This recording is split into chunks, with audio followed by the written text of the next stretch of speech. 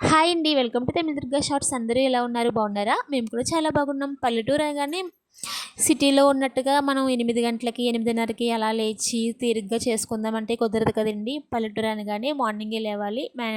నేనైతే దగ్గర దగ్గర ఒక 6 గంటలకు లేస్తాను.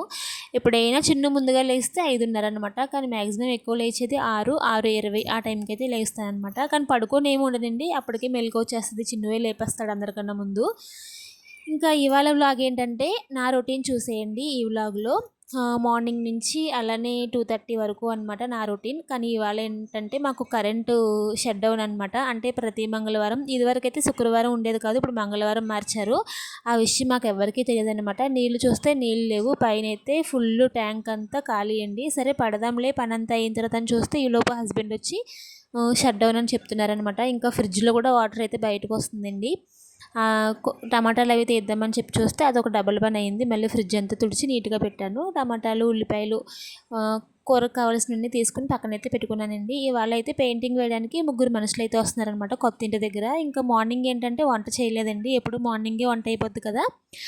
కానీ ఇంటి పని జరుగుతున్నప్పటి నుంచి వాళ్ళకొక వంట, మాకొక వంట 2 సార్లు అయితే వండాల్సి వస్తుంది. మార్నింగే వండితే మళ్ళీ మధ్యాహ్నానికి చల్లారిపోతుంది కదా దానికోసం. ఇంకా వంట పని చెప్పే ముందు ఇక్కడ వీడియో ఎందుకు చూపిస్తున్నానంటే మీకు వాతావరణం అంతా చాలా మబ్బుగా చల్లగా ఉందండి. అలానే వర్షం కూడా లేదు, ఎండ లేదు, మధ్యలో ఉందన్నమాట. పుల్లలు తెద్దాం కదా అని చెప్పి ఇక్కడికైతే వచ్చాను. పుల్లలు ఎక్కడెక్కడ ఉంటాయి అనుకుంటారేమో. ఇదివరకు ఇక్కడ పూల చెట్లు ఉండేవన్నమాట. అవన్నీ తీసేసారండి ఇప్పుడు. ఫస్ట్లో అయితే అవన్నీ పెద్ద గుంపుగా వేసి పక్కనైతే పెట్టారనమాట. అప్పుడప్పుడు అవే యూస్ చేసుకుంటాం. పొయ్యి తొందరగా వెలుగుతుంది అనమాట దాంతో. మల్లెపూల చెట్లు ఉంది కదండి అక్కడే అనమాట, ఇటు పక్కకి అయితే ఉంటుంది. ఇంక ఇక్కడ కూడా పిచ్చిగడ్డలు బాగా పెరిగిపోయినాయండి. మళ్ళీ వీటిని తీయించడానికి కూడా మనిషిని పిలిపించాలి. కుదిరితే మేమే తీసేసుకుంటాం అనమాట. పల్లెటూరు అనగానే ఏదో ఒక పని ఉంటూనే ఉంటుందండి. ఒక్క నిమిషం కూడా తీరుకుండదు. అలా అని అస్తమాను పనిలోనే మునిగిపోమన్నమాట. ఒక 10 నిమిషాలు కూర్చొని మాట్లాడుకుంటారు, అలానే పని చేస్తారండి. అదొకటి బాగా నచ్చుతుంది నాకు ఇక్కడ. ఇక్కడికి వచ్చిన తర్వాత నాకు కూడా ఖాళీ లేకుండా అయిపోయింది. బాబుతో బిజీ, పనితో బిజీ, ఇలానే వీడియోస్ అవి ఎడిట్ చేసుకోవడం ఇలా సరిపోతుందనమాట. ఇంక ఇంటికి వచ్చిన తర్వాత టీ పెట్టుకుని అయితే తాగానండి. మరిగిపోయింది, ఆల్రెడీ పెట్టే వెళ్ళాను స్టవ్ పైన. ఇంకా టమాటాలు అవి తీసి బయట పెట్టాను కదా, కట్ చేసుకుంటున్నాను అనమాట. ఇక్కడ మా హస్బెండ్కి ఏంటంటే నాకు మైక్ ఎప్పుడు కొంటావు అని చెప్పి అడుగుతున్నానండి. ప్రతిరోజు ఒక 2 సార్లైనా గుర్తు చేస్తానన్నమాట. ఎందుకంటే గుర్తుంటుందని, మర్చిపోకుండా ఉంటారని. ఎప్పుడైనా సరే ఏదైనా ఒక పనిలో మనం ఇంట్రెస్ట్గా ఉన్నామంటే దాన్ని ఎంకరేజ్ చేసేవాళ్ళు ఎవరైనా ఉన్నారు అంటే అది నాకు మా హస్బెండే అనమాట. నాకైతే బాగా సపోర్ట్ చేస్తారండి. ఇంకా చిన్నునైతే పడుకోబెట్టాను. ఒక గంట కూడా పడుకోలేదండి వాడు. దానికి రీజన్ ఏంటంటే వ్యాక్సినేషన్ వేయించాం కదా, దాని ప్రభావం అండి. అస్సలు పిల్లోడు చాలా నీరసం అయిపోయాడు, ఒంట్లో బాగోకుండా అయిపోయిందనమాట.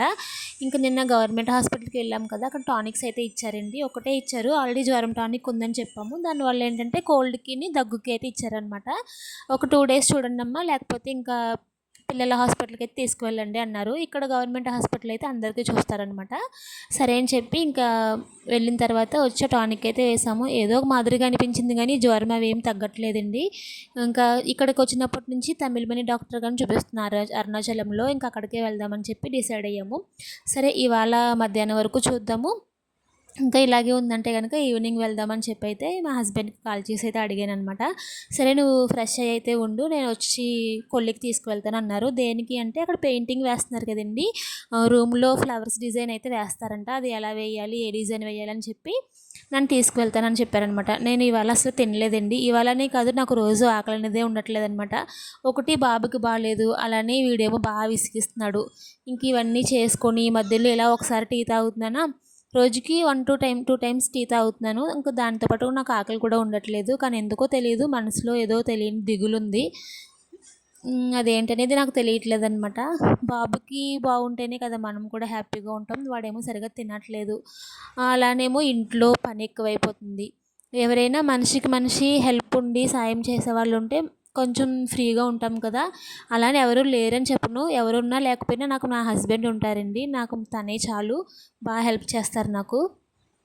ధైర్యం ఇచ్చేది, అలానే నవ్వించేది, అన్నింటిలో చిన్నగా పెద్ద కామెడీగా చేసి మాట్లాడించేది నాకు ఆయన ఒక్కరే అనమాట.